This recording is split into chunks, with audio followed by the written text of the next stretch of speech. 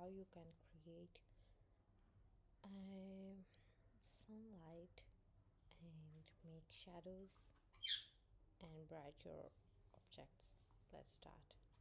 Here is a model of, yeah, here is this is the model of I just created, and there are two chairs, and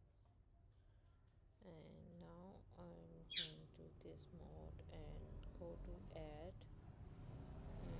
light, sunlight here, just like this.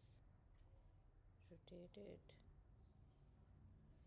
You can place it anywhere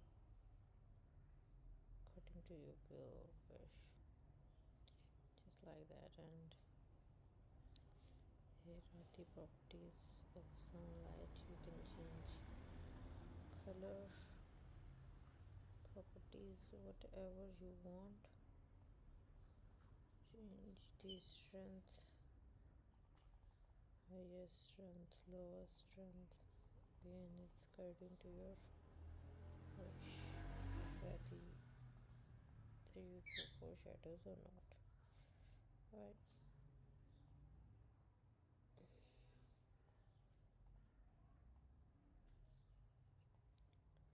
Now here's something I want to show,